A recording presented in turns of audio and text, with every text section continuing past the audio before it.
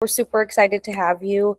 My name is Hannah. I am on the team at Poppins. I'm just going to be your host and walk you through some of the beginning slides. But what we're going to be going over for our nannies, are you being paid the right way? We have a bunch of really exciting topics to share with you. I'm going to start with Reedy and have our hosts introduce themselves.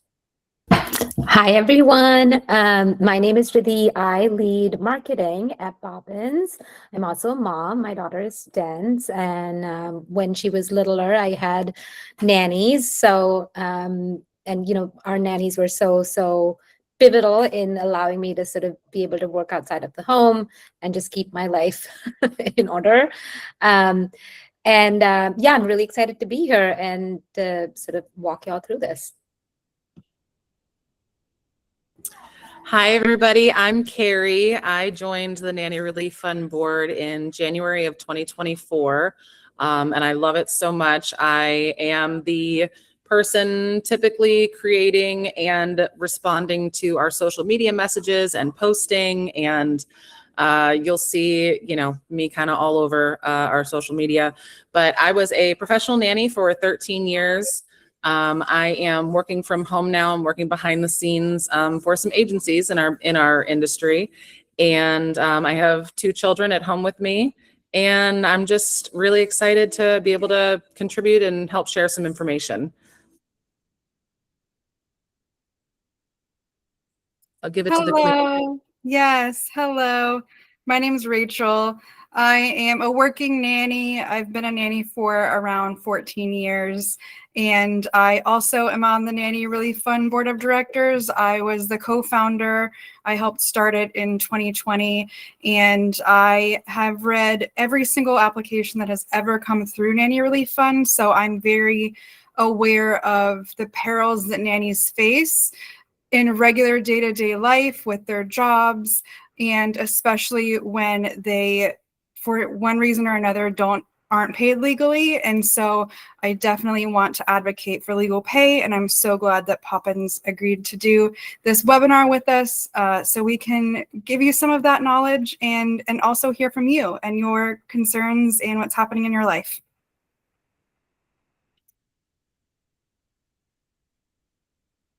Hannah, you're muted. Oh, thank you. Sorry, my bad. Thank you so much. We have a pretty stacked team here, so I'm excited to dive in. I'm going to have Reedy share a little bit about Poppins, and then we'll learn a little bit about Nanny Relief Fund. Then we'll dive into the good stuff. Cool. So for those who don't know, Poppins enables household employers, to pay their employees legally. We have been around since 2016, so this is our 10-year anniversary. We have served 65,000 families so far. We're nationwide, available in all 50 states. We are very beloved by our customers. We have a very high Google rating of 4.8. And this year, Forbes named us the #1 sort of household employer payroll service. We're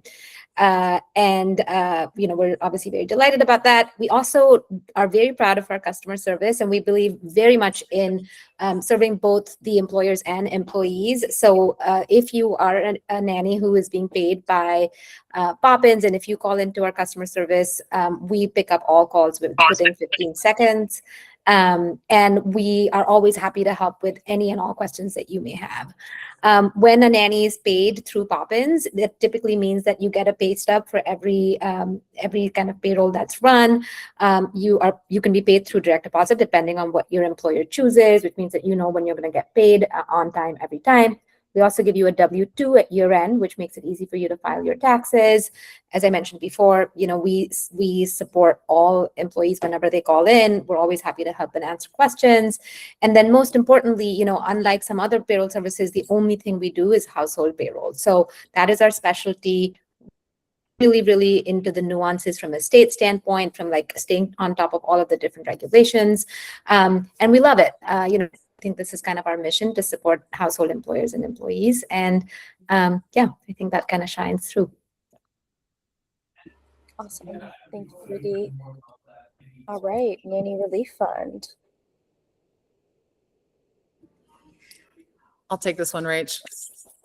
A little bit about Nanny Relief Fund. As Rachel mentioned, it was founded in 2020 and was originally created as COVID relief because so many nannies were being, let go, laid off, were unemployed, and had no, extra funds to get them through that hardship. But since 2020, and really in the last couple years, we've really transitioned into supporting nannies through natural disasters, emergencies, other financial hardships that people face in their life. Other examples would be like, medical events, just life emergencies, that come up. This is built for career nannies, a fact that we have from our 2025 disbursement book that is available on our website under our Knowledge Center for anybody to look at. In 2025, approximately 92% of our recipients had at least 5 years of nanny experience. It was built for nannies, by nannies and professional industry leaders in 2020. So it really just, the heart of the community, is what we're trying to support. Everybody on the board is a volunteer. We serve a certain amount of time, we get nominated and elected back in, and just do this out of, our own free time to try to help nannies in need. A great quote from our president, who's here on our video, says, "Our board members are deeply rooted in their local communities, bringing real world insight to our mission, and together we amplify the message of advocacy to ensure no caregiver is left to navigate hardship alone." And I'm sure Rachel will get into it more, but she has, read all of the applications, and I saw a few in the beginning when I came on the board, and yeah, they're pretty tough sometimes. And that's what we're here for, to hopefully get the nannies through the tough times. Thank you, Carrie. All right, just going to do a quick run of show and let you know what we're going to be talking about. We'll talk a little bit about what being paid legally actually means. So some things like W-2 versus 1099, what can go wrong when pay isn't set up correctly, what you're actually entitled to as a nanny when you're being paid legally, accessing financial support like Nanny Relief Fund when you need it, and then what you can do moving forward. Diving in, Reedy, this is going to be you. What does being paid legally actually mean? Yeah. So according to the IRS, if you are employed by a household employer and they are dictating the hours that you work and when you work them, and when you do the work and where you do the work, you are a W-2 employee. That means that that comes along with kind of certain the taxes that need to be withheld with every single paycheck. It comes with certain protections, right? And it is different from a 1099 employee. A 1099 employee is typically a contractor where they can work whenever and wherever, right? Where the employer isn't dictating the sort of terms of how and where the work is done, and that they can, typically work across multiple clients and they can set their own schedule. In the context of nannies, you are usually working inside the home. You have to work inside the home. You usually have to work for the specific hours that your employer is asking you to work. You can't just kind of come and go as you please, all of which means that you are a W-2 employee. And so in the context of the law, being paid compliantly with the IRS means that you are a W-2 employee. I know we had some questions about sort of 1099 versus W-2. It's easy to sort of say, I'm doing things above the table and I'm just paying you as a 1099. But as a result, I don't have to kind of go through, I don't have to withhold specific taxes. I don't have to pay my employer taxes, but that is just not how the IRS defines household employee, like a W-2 household employee. If you we can also have this be a little bit back and forth. So if there's specific questions about 1099 versus W-2, feel free to throw them in the chat. So what does it mean when you are a W-2 employee? That means at the end of the year, you are given a W-2, which states how much you've been paid, what taxes have been withheld, and then you can use that W-2 to file your taxes, come April. It also means that the specific taxes, both at the federal and state level, are withheld from every paycheck. And it also means that your employer and you are contributing to your Social Security and Medicare contributions, which you can then use, whenever you need, whenever you're unemployed or when you reach a point in which you need to kind of dip into that Medicare contribution. It includes state and unemployment contributions as well. And it, as I said before, it shows exactly how much you were paid and how much was withheld, so that then when you go to file your taxes, that documentation is there. And you can also use that documentation for all sorts of other things, such as applying for a mortgage, or getting a car, or background checks, anything else that you might need.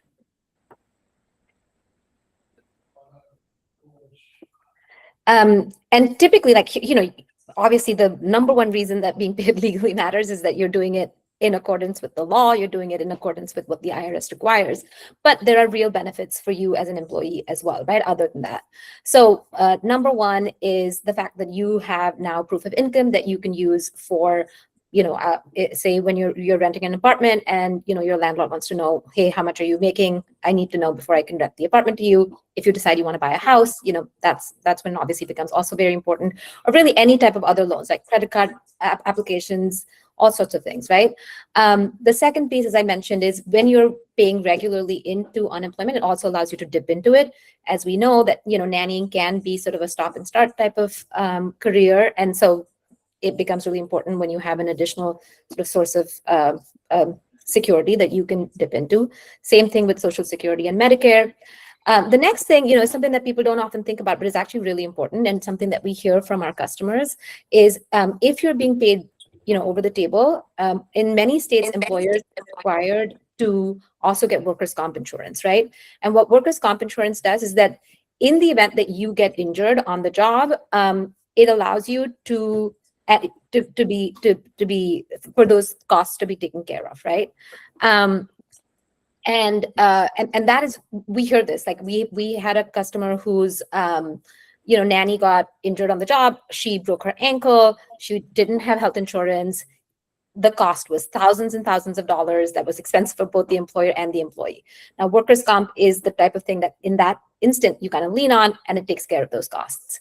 The other piece of this is also that now increasingly in certain states, you have to have paid time off as well as sick leave. So when you're paid over the table, all of that is kind of taken care of. And then finally, as I said before, it gives you a professional credibility. You can go to other employers and say, hey, this is my sort of here's proof of my professional history.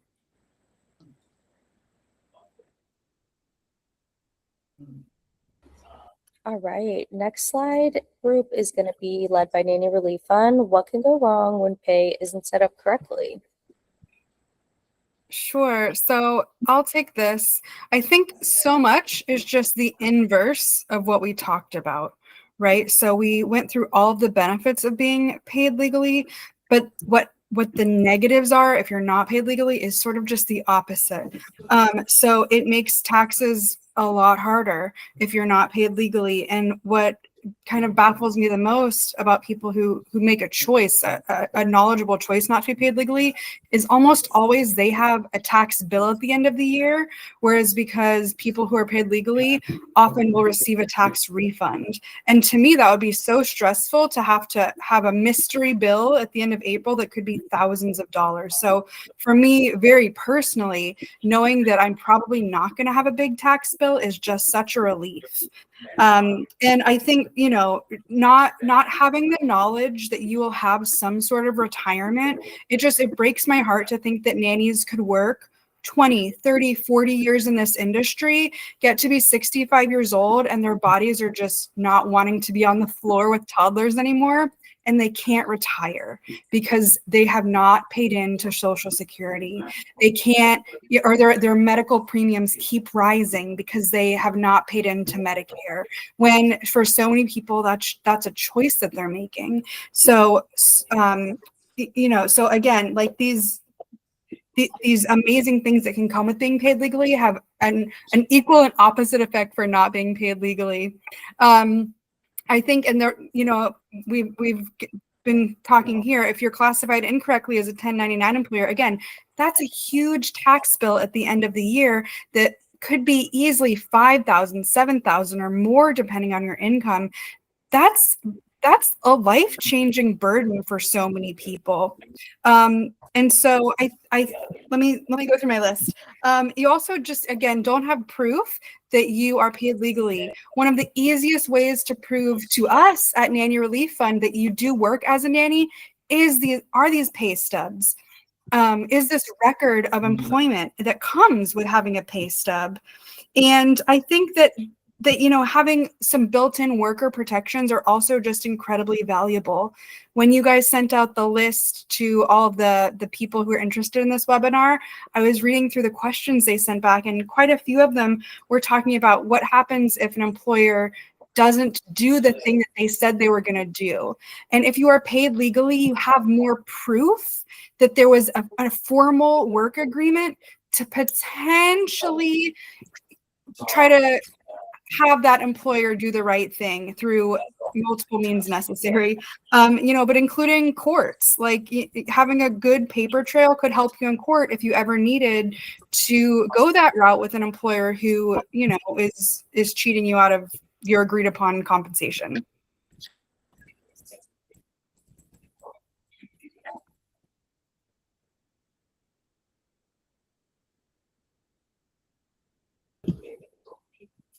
Is this a Poppins slide?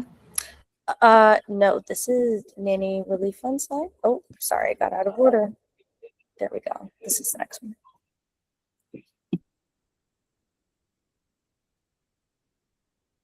But Rita, you want to take this one? Sure. Yeah. You know, some of the stuff that we've covered already, but when your pay is set up correctly, it typically means that you're going to get a pay stub for each pay period with a delineation of all of the taxes that have been withheld. You're going to receive a W-2 at year end, which you will use to file your taxes. And then one thing that we haven't yet touched on, but is so important, you know, actually Rachel just mentioned it, is that you have a written work agreement, right? Like having that contract that stipulates what are your duties, when are you coming to work, what is your paid time off, what is your sick time off, you know, what are your guaranteed hours, what is your overtime rate, like all of those things, and a bunch of which are actually required by law, right, in many states. Having all of that documented and signed by both parties is a great way to ensure that you're always on the same page, that, you know, again, to make sure that you're not being taken advantage of, and that has, you know, you have clear documentation on what was agreed to. Awesome. All right, moving on. What you're entitled to as a nanny? Okay, so some basic pay protections. The federal minimum wage, again, differs from state to state, but at the federal level, the minimum wage is $7.25. You know, this is how much you have to be paid, no matter which state you're in. California, as we know, has like a higher sort of minimum wage, but this is what's required at the federal level. And then your employer must pay the highest applicable federal, state, and local minimum wage. So if you are in a state where the minimum is higher, they have to pay that state's minimum wage. And then the second piece, and this is important, is that W-2 nannies are required to be paid at 1.5x their regular rate when they work over 40 hours a week. Some states, again, might have stricter thresholds, so you should always make sure that you check yours. Poppins has some really, really great state resources. We have a page for every single state in the country, which you know, describes all of the state-specific regulations as applicable to household employers and employees. So if you have any questions, you can always go to those state resource pages, and we'll also send that out via email when we send out the recording. So yeah, these are legal requirements, not optional, not negotiable. You should feel very, very empowered to say, this is what I am entitled to whenever you get into an agreement with an employer. Now, there are some protections that are sort of applicable only at the state level. So let's talk through some of these. number one, workers' comp. Again, not all states require it. Certain states, California, New York, have sort of specific stipulations for if you're working X number of hours, your employer needs to have a workers' comp policy in place. Make sure that you know what your state's specific requirements are. Again, you can find that in those state resource pages. Unemployment insurance, all 50 states offer unemployment insurance. And when the wages are properly reported, you are eligible for it when your job ends. And again, if you're not being paid if you're being paid under the table, that's not going to be kind of withheld, and so you're not going to have access to it. And then, as I was saying before, many states and cities now have specific requirements for paid sick time as well as family leave. So if you get pregnant, if you get sick, you are entitled, if you live in a state or a city where this is law, you are entitled to get paid time off for these purposes. So again, these aren't bonuses, they are protections. And if you are being paid over the table, you are, it is part of the law, and you should be given all of these. All right, next section is going to be about accessing financial support when you need it from Nanny Relief Fund. We're going to go over a couple things that we chatted about in the beginning again, because I see our number keeps going up with people who are joining us. So that's really great news that everybody's here. But again, we provide emergency financial relief, grants for people who have medical bills that have built up, have issues with paying rent, or just anything that happens in your life, job loss, injury, natural disasters. That's a huge one. And we normally do a lot of fundraising and a lot of grant giving during those times. It is no repayment is required. No repayment is required, and you can apply. We'll talk about the things that you need here in just a sec, but if you apply 1 month and you don't receive it, you can apply the next month. If you apply and receive a grant, we ask that you wait another 12 months to apply again. Hopefully you're not in the same situation in 12 months, and perhaps you can sign up to be a monthly donor, or throw $15 in our pool to help another nanny in need. But again, there are multiple opportunities to apply and hopefully get that relief that you need. Again, we are 100% volunteer run. It was initiated by a nanny, our president right here, Rachel Lubin, co-founded by her and other industry leaders. We are the only nonprofit in the industry that does this. So that is something important to talk about, because we try to reach a lot of people through our work with payroll companies, like Poppins, or through with agencies and things. But somehow there are still people every now and then that are like, have you heard of Nanny Relief Fund? What is Nanny Relief Fund? And all this stuff. So it is, important to us on the board and to the people who receive these grants, because we need to fundraise for it. That if, people that are watching this or listening to the replay, if, they feel called to find our post on social media and share it to their board, to either let a nanny in need know that we're here, or to let a few people know that, hey, you have a couple extra bucks this month, or, save your coffee for next week and send a little bit, to the nannies in need. Our mission in the beginning was, we are the helpers and we're helping the helpers. And, we try to continue that now. Things that would make you eligible for a grant is if you work in the United States. We are only able to provide grants to nannies who are in the United States or Puerto Rico, U.S. territories, but we cannot help nannies in Europe or Australia, unfortunately. You need to work at least 30 hours per week for the last 12 months. So a little, over part-time, but not necessarily full-time.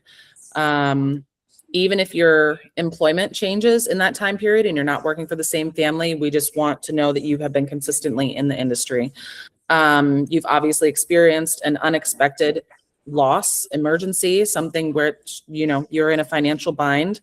And as long as you can provide documentation enough proof, which Rachel's going to go into next, because she is, like she said, the one who has had eyeballs on every single application.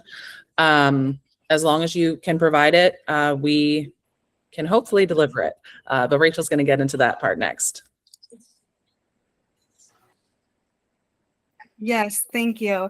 So at Nanny Relief Fund, we would love to be able to provide a grant to every applicant. In fact, if we could get to a point where we were receiving full and complete applications where we could give grants to every applicant, we'd be thrilled. One of the reasons we can't give grants to every applicant is because applications come in not filled out completely, or don't give us the proof that we're asking for.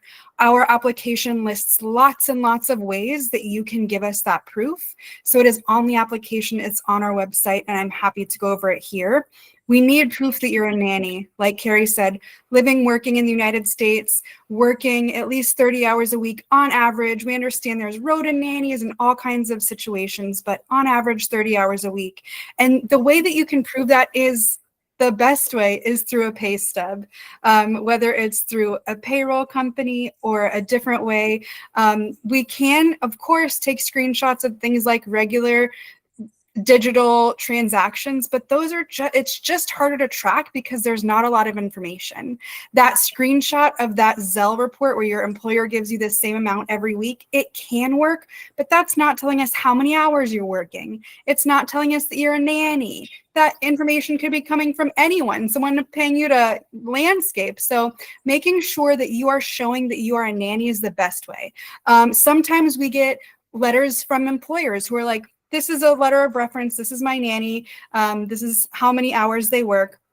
So those are great.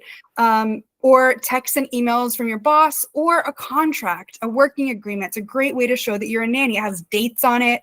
It lets us know how many hours you're working. That's a perfect way to prove that you're a nanny. And again, a lot of nannies get caught up in that. They really can't prove that they're working as a nanny, which inhibits them from getting help from us, which just makes us sad. And so proof of income is also a really great way to show that. You don't always have to tell us how much you're making if that's not helpful for you, but those W-2s are helpful. Those pay stubs are helpful. And then, of course, you have to have proof that you've had some kind of financial emergency, financial distress. And again, a lot of nannies get caught up with this too, because, and I might sound a little old here, but there's a real benefit in having paper bills. I know everyone loves digital things, but if you were going to screenshot, for example, an overdue electric bill, it's probably not going to have your name and your address on it. So often we'll get a screenshot of an overdue bill, and I'm like, how do I know this is from the applicant and not from their friend or their neighbor or just something they found online? Because a screenshot of your account doesn't always have your name on it. Like, really look at it the next time you go through your online bills. But the easiest way to give money away is when people have those paper bills, often like a medical bill or a printout of your electric bill that's like 3 months behind, or medical bill for $12,000 after insurance. That has your name on it. It has your address on it, which we can kind of match up to the other data you've given us. And that makes it so easy to be like, you get a grant, you get a grant. But when you don't have that proof that you're a nanny or a proof that you have an emergency, it makes it really difficult for us. One of the things that we've tried to get away from is things like, I got into a car accident. Here's 42 pictures of all the damage of my car, but I have no idea that that's your car, right? I want you to show me a picture of the license plate and then show me your registration that's like, this is my name, this is my license plate, this car belongs to me. I actually would love to not see all the damage of your car or the damage to your house. I understand you think that shows proof, but we've got to have your name on it, that you are attached to this house, that you are attached to this medical bill, that you are attached to this overdue electric bill, and then we can get you funds faster. So that is, that's kind of the documentation you need. Again, it's spelled out on our website, and we're always happy to take emails and explain that further before you fill out the application. We'd rather have the email before you fill out the application so you can do it properly the first time, then you not get a grant and wonder why. And it's available in Spanish. Did you mention that? I'm sorry, I may have zoned out. Okay, yeah, just wanted to throw that in there as well. And we have some volunteers on our team who can help our Spanish speaking friends, or any language that they speak, really. We have some pretty, we have our hands in some different pockets in the industry, and we can try to get people to help. That's amazing. Thank you for that, Carrie. All right, last section, what you can do moving forward.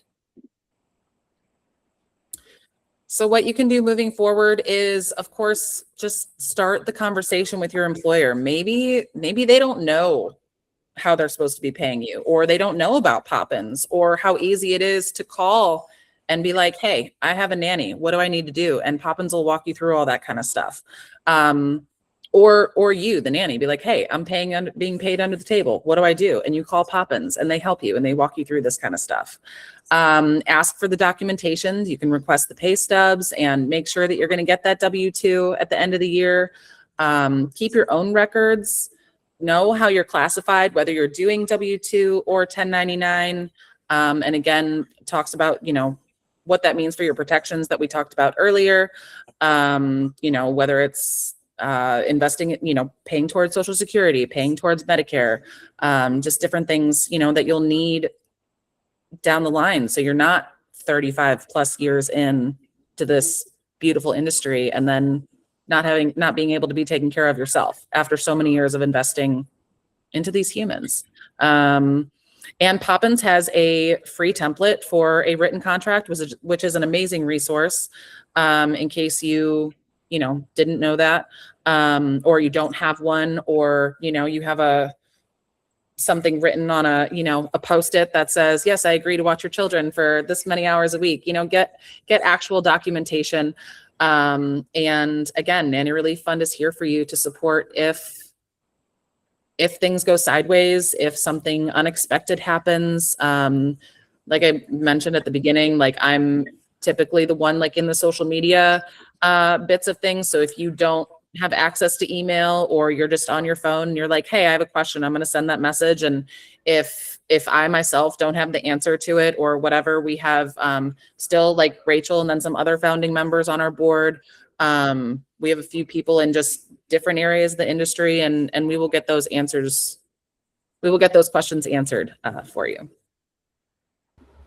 Amazing. All right, we're just going to do a quick summary. Just going to talk you through a little bit of the things we talked about. First one, legal pay protects your future.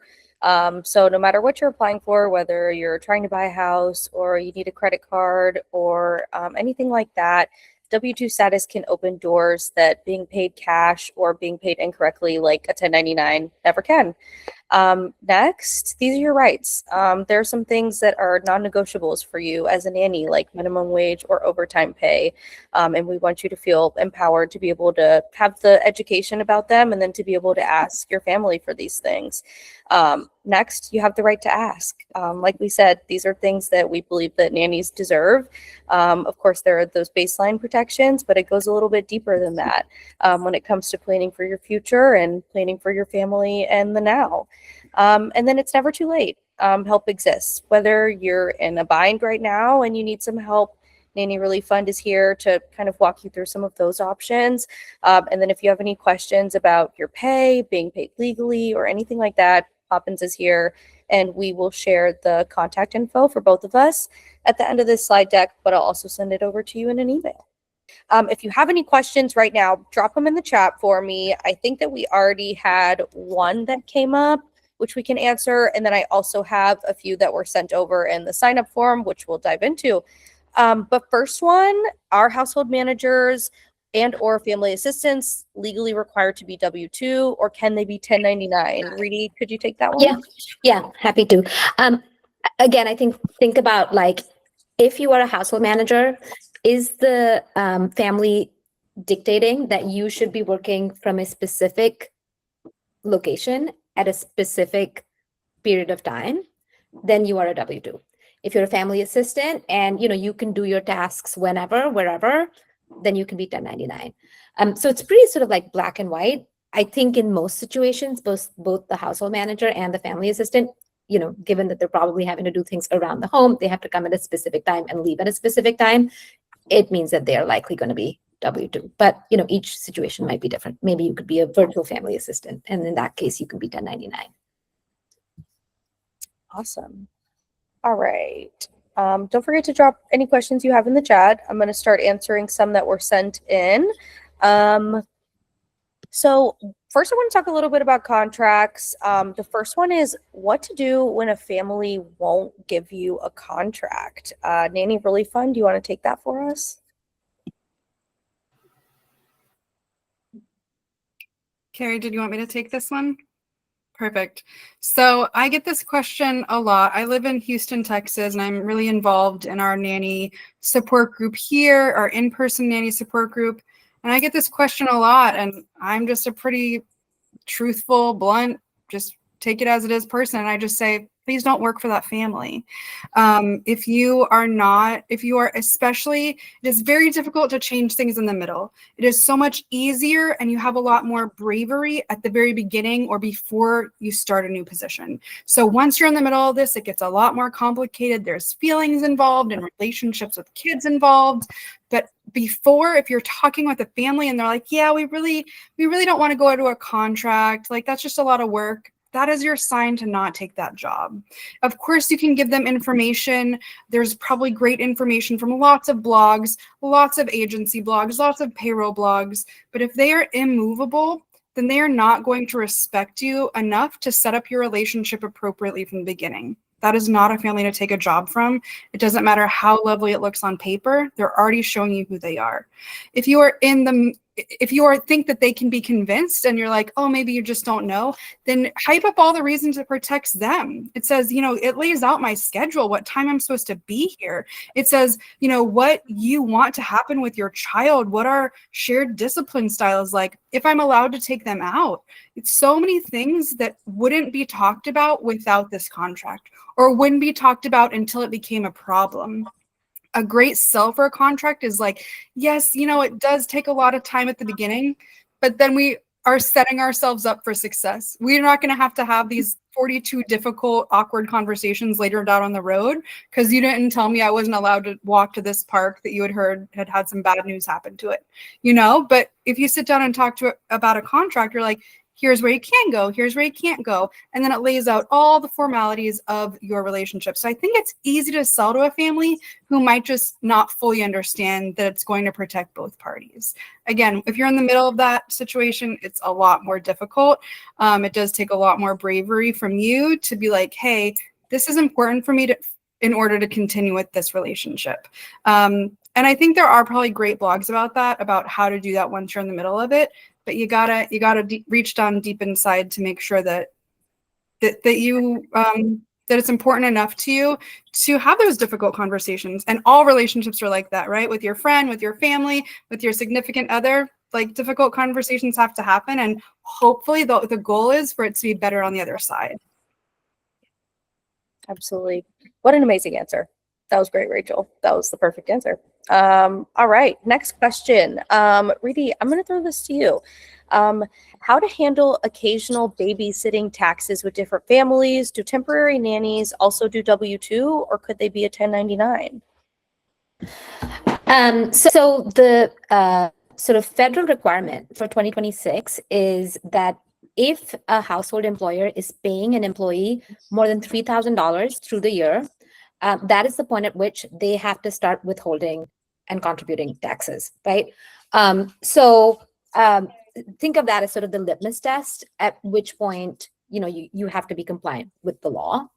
Now, some families may choose to still pay over the table and document the pay, even though they don't have to actually withhold the taxes because they need it for their own documentation purposes, or you can say, I need it for my documentation purposes. And so therefore I need you to kind of pay me over the table. But typically, if it's under $3,000, you're not really required to kind of withhold those taxes. And so think about that. Are you working with a family is such that you're going to be making more than $3,000 over the year? Then definitely, yes, you should be paid over the table. It also makes obviously your tax filing your taxes and reporting your wages easier. But if it's less than 3,000, families can typically sort of get away with it. Awesome. Thanks for that answer, Rudy. I think we got a question in the chat. Rudy, I think this will go to you too. Does the daily hour minimum for overtime vary by state, or is there a federal requirement? If so, what is it? So I believe the federal requirement across the board is that it's 1.5x your sort of regular rate, right? I don't think that the 1.5x varies by state, but we can get back to you on that.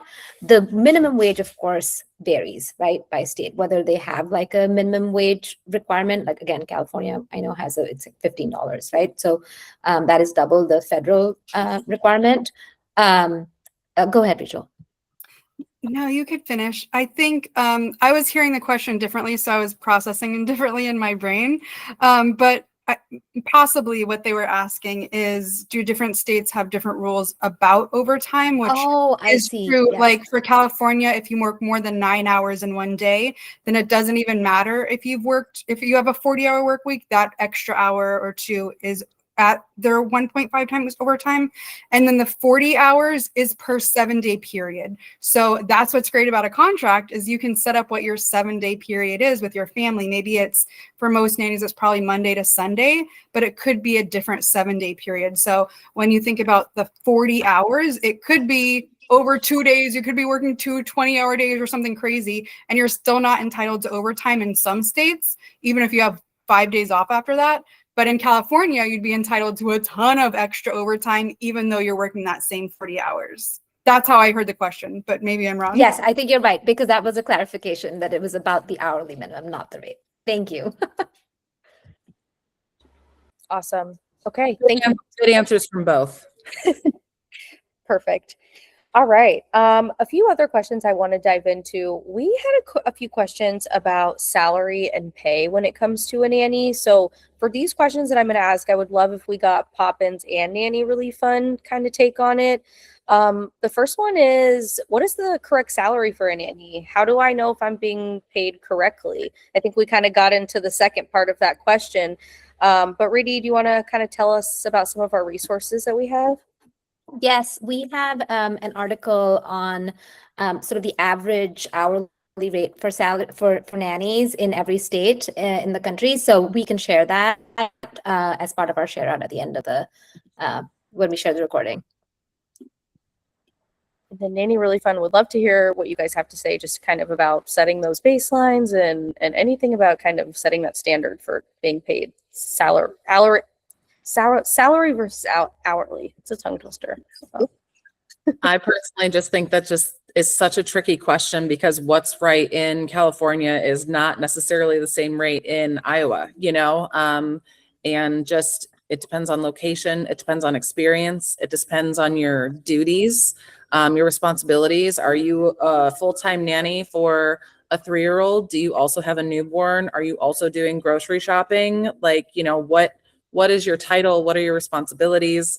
I think a lot of agencies and, Poppins, obviously they said that they have their resource, try to break things down best as possible, especially the hyper localized ones, not necessarily the ones that place nationally, because those ones do tend to be a little more higher end positions, probably the nationally placed ones from what I've seen. But yeah, I think probably your best resource to go to, depending upon where you're living, would be to contact like your local agency, because like the online websites and the Facebook groups, they span so far and wide, and there's really no minimum, and there's not a maximum. So just talking to your professional agency in your area, if there is one, or even like 30 minutes away, that would be my I do have one data point, which is that the national average based on Urban Sitter data for 2026 is actually $26.24.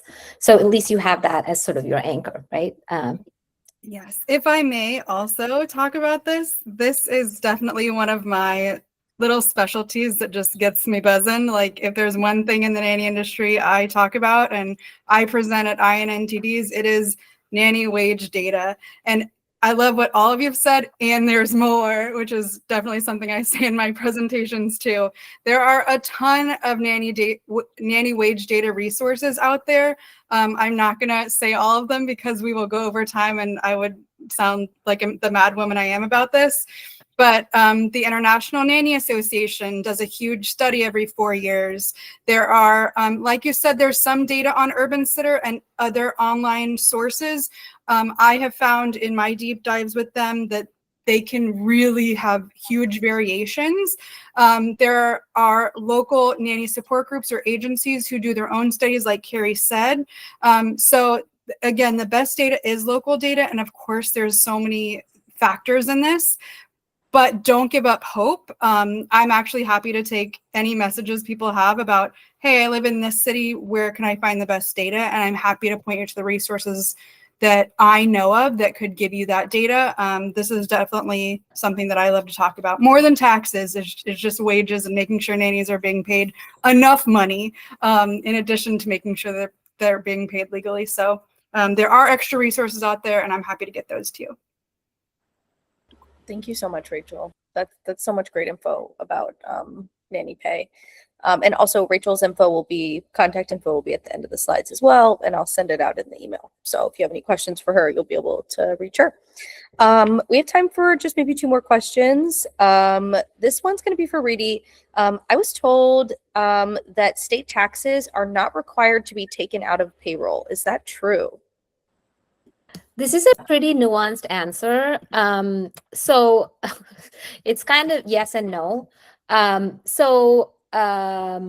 me get, I have notes on this.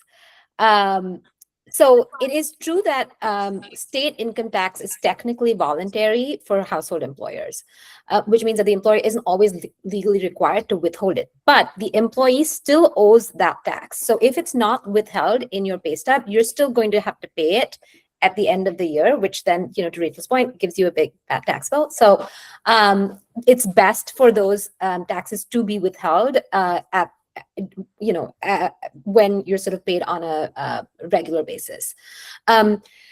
And also, if you don't, if it's not withheld, you might also have to face underpayment penalties.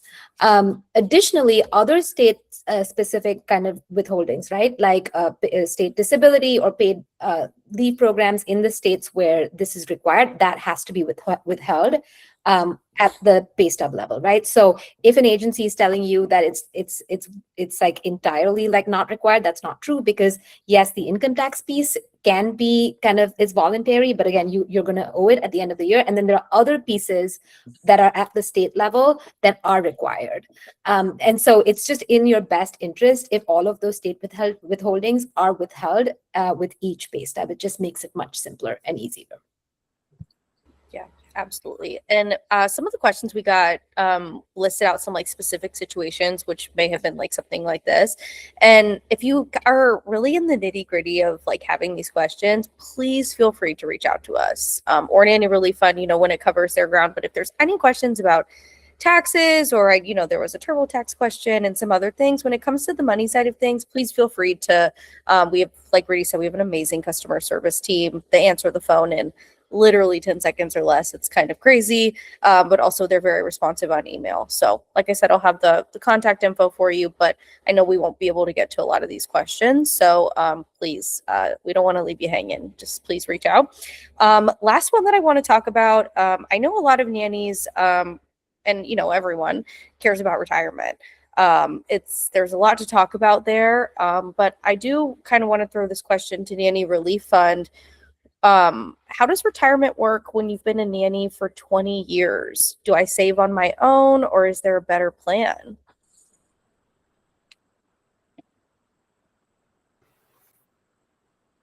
Yeah, I think either one of us could take this. Just Carrie, if you have something else, just raise your hand so I can see you.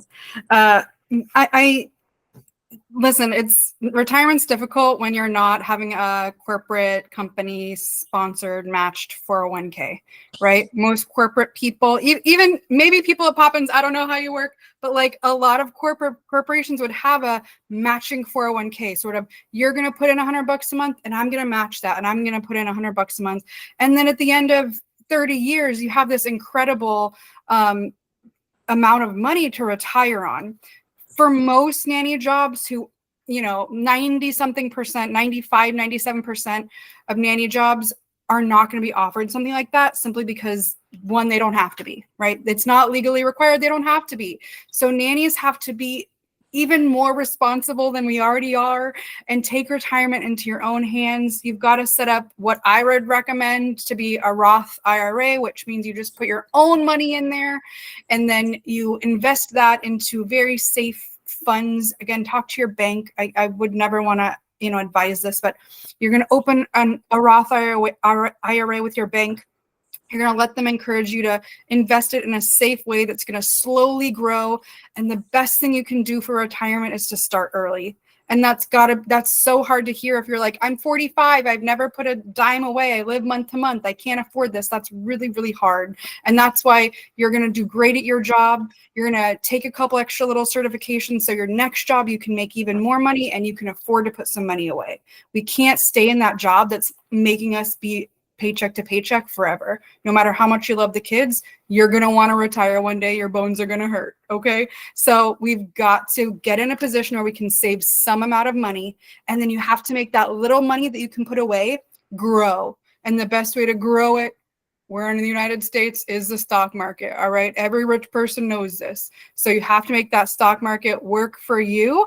And a Roth IRA is the safest way to do that. And of course, what we see at Nanny Relief Fund all the time is, gosh, you really have to have like that $500,000 emergency fund, because everyone's going to face that emergency. Your brakes are going to go out.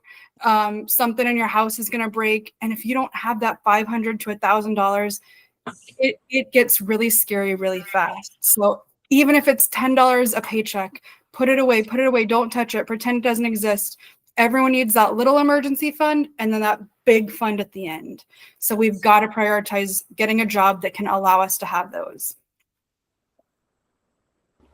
And the only thing I'm going to say is if you are, 40, 45 years old and you've been nannying for 20 years and you plan on doing it for 20 more years, like, go tomorrow, go today after work. Like, well, maybe not after work because sometimes the bank is closed. Go Saturday morning if you can, but like, do it this week. Like, don't let another day or week go by without being prepared for the future or for an emergency. Yeah, start this week. That's your homework, your challenge, if you're not already doing that. Amazing. Beautiful answers. Thank you guys so much. Okay, we're going to move along. Like I said, if you have any questions, please send us an email. You can send us an email to info@Poppins Payroll. You could also send me an email. You'll be getting an email from me after this, so you'll have my email address as well. For Nanny Relief Fund, we have their email here.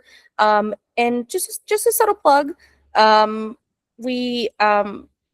we love Nanny Relief Fund so much. They are very obviously a very integral part of the nanny community. We're very grateful to partner with them to share this information with nannies across the community. I think a big part of that is, nannies supporting other nannies and people in the community supporting each other, whether that's, mentally, physically, or financially. So even $1 a month I donated to NRF really makes a difference. And so we just want to throw that out there. We have the link here. It's I think nannyrelieffund.org/donate, if I have that correct.